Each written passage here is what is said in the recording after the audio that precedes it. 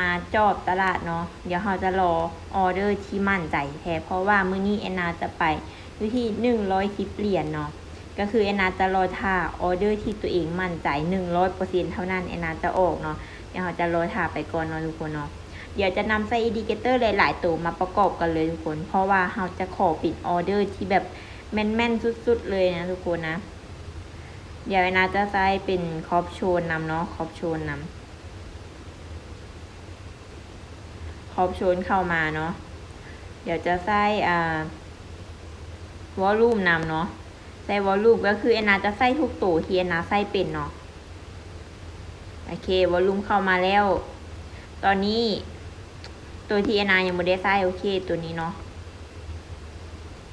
ถือว่าโบพลาดเนาะอันตัว balance of power นี่โบได้เด้อทุกคนเพราะว่ามันเป็นเซนเซอร์เนาะนะ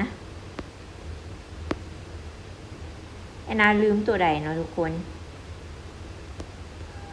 Public เนาะตัวนี้ซึ่งตอนนี้ก็มี Indicator อยู่ 3-4 ตัวเนาะทุกคน 5 ตัวเนาะเดี๋ยวเราจะรอเป็นออเดอร์มั่นใจ 100% เท่านั้นทุกคนเดี๋ยวน่าจะพาออกออเดอร์เนาะ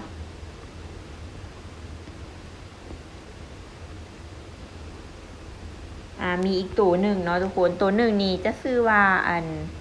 ใจกิ้นเนาะทุกคนใจกิ้น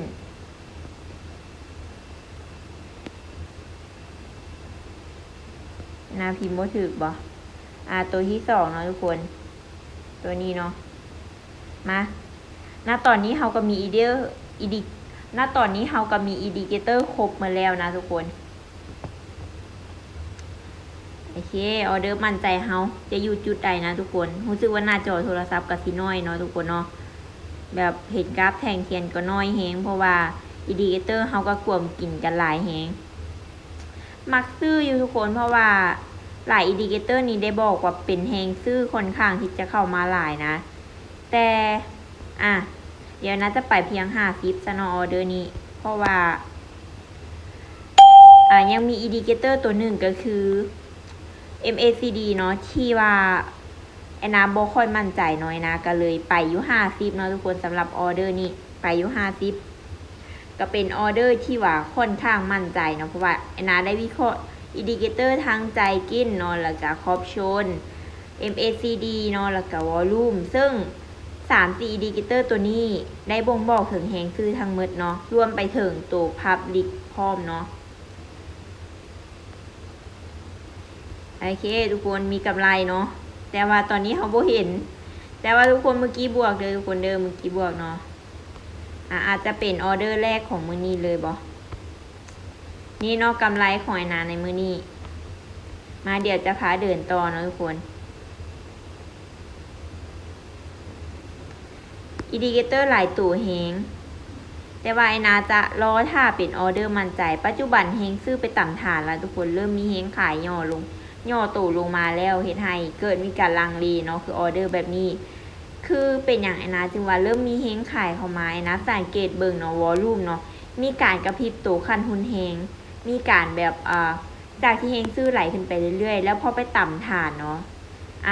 ตัววอลลุ่มเนาะก็จะมีเส้นของมันอยู่นะเส้นด้านเทิงเนาะมันจะมีการดีดไปฮอดเส้นนั้นแล้วดีดตู่ลงมาเลยเฮ็ดให้นะบ่ออกออเดอร์ไปเนาะมาสำหรับออเดอร์ออินของไอนากันยังร้อยท่าตามเคยเนาะทุกคนออเดอร์ออินของไอนากันยังร้อยท่าตามเคยแต่ว่าอินดิเคเตอร์3-4ตัวนี้ต้องไปในทิศทางเดียวกันเท่านั้นหน่อยนะจึงจะออกออเดอร์ให้บ่ว่าคลิปนี้จะยาวหรือว่าสั้นไอนาก็จะเอาลงเนาะสำหรับคลิปนี้เพราะว่าไอนาอยากให้ทุกคนได้ออเดอร์มั่นใจแท้และนำใส่อินดิเคเตอร์เป็นทุกตัวเนาะที่ไอนานำใส่นี้ปัจจุบันเนาะกะเริ่มมีแฮงขายที่ว่าเข้ามาแล้วแต่ว่าอินดิเคเตอร์เนาะอินดิเคเตอร์อย่างเช่นตัว MACD เนาะก็เริ่มมีการจางเนาะเริ่มเป็นสีจางเนาะหลังจากที่เป็นสีฟ้าอยู่ดีๆก็เริ่มจางเนาะแล้วมาเบิ่งในตัวใจกินเนาะมีการฮักตัวลงกระบงบอกถึงแฮงขายแล้วเลยทุกคนแต่ว่ายังมีหลายตัวที่ว่ายังเป็นแฮงซื้ออยู่เฮ็ดให้นะบ่ออกออเดอร์เนาะถ้าว่า รอไปอีกประมาณ 2-3 นาทีแล้วเฮายังบ่เห็นออเดอร์มั่นใจเทื่อนะก็จะปิดคลิปเนาะสำหรับคลิปนี้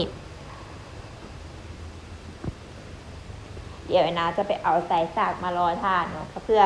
รอท่าออเดอร์ของเฮาที่ว่าเป็นออเดอร์มั่นใจ 100% เท่านั้นเพราะว่านะจะกินกำไรในออเดอร์ออินเนาะหลายๆคนก็ฮู้ว่านะเป็นคนที่มักออเดอร์ออินที่สุดแต่นะก็ใจฮ้อนอีกเวลาวิเคราะห์บ่ตรงนะก็ออกออเดอร์ไปเลยก็เสียหลายครั้งแต่บ่เคยลาบเนาะทุกคนแต่มื้อนี้นะก็จะมาเอาออเดอร์ออินที่ว่ามั่นใจ 100% แท้ๆให้ทุกคนได้เบิ่งนํกันบ่ว่าจะได้หรือเสียสำหรับคลิปนี้นะก็จะเอาลงเนาะอาจจะเป็นคลิปที่นะเว้ายาวเนาะอาจจะบ่ได้เทศให้เบิ่งแต่ว่าอยากให้ทุกคนรอท่าเบิ่งจนฮอดตอนจบเนาะทุกคนสำหรับคลิปนี้นะเพราะว่าทุกคนจะได้ออเดอร์มั่นใจจากคลิปนี้และได้บทเรียนจากคลิปนี้ไปหลายพอสมควรเพียงแต่ว่าทุกคนเบิ่งก่อนเนาะเสียเวลาอันน้อยนิดของทุกคนมาเบิ่งกับนน้อยนึงเนาะเพราะว่านะอยากให้ทุกคนได้บทเรียนแท้ๆมาทุกคนโอเคตอนนี้เนาะอินดิเคเตอร์หลายตัวได้บ่งบอกถึงแฮงขายแล้วนะมั่นใจใน MACD เนาะ MACD นี้เส้นสีฟ้ากำลังตัดเส้นสีส้มแล้วมาเบิ่งในภาคส่วนด้านลุ่มเนาะเป็นแฮงขายละมาเบิ่งในหลายตัวก็มีแฮงขายละยกเว้นคอปโชนเนาะทุกคนลืมออไปเลยทุกคนโอเคขายแล้วเด้อทุกคนเด้อออเดอร์นี้เนาะออินไปแล้วออเดอร์นี้นะออินไปแล้วหลังจากที่เฮารอถามมาเป็นเวลาดุนนานเลยนะทุกคนสำหรับคลิปนี้แม่นไผ่ที่รอถ่าจนจบคลิปจะบ่มีวันเสียใจเนาะในคลิปนี้เด็ดขาดเนาะเพราะว่าคือการที่นาขายในออเดอร์นี่นะทุกคนนารอท่าจังหวะ MACD เส้นสีฟ้าตัดเส้นสีส้มลงแสดงว่าแฮงขายมาแล้วทุกคนแล้วมาเบิ่งในวอลลุ่มเนาะแฮงขายเต็มระบบเลยทุกคนมาเบิ่งในพับลิกเนาะพับลิกก็เป็นเม็ดลูกป่านี่เนาะเม็ดไข่ป่านี่เนาะทุกคนก็ถือว่าอยู่ด้านเทิงถ้าว่ามันอยู่ด้านเทิงเขาจะตามขายนะทุกคนแล้วมาเบิ่งในคอปโชนเนาะคอปโชนเป็นสีแดงเข้มคอปโชนเป็นสีแดงเข้มบ่งบอกถึงแฮงขาย 100% มาเบิ่งในใจกินเนาะมาเบิ่งในใจกินมีแฮงขายหักลงมีแฮงขายหักตัวลงเห็นบ่ทุกคนออเดอร์นี่ถือว่าบ่เสียใจเนาะที่เฮารอทำมาเป็นเวลาดุนนานสำหรับคลิปนี้บ๊ายบายเด้อทุกคนหวังว่าทุกคนจะได้ความรู้จากคลิปนี้จากแอนนาเนาะ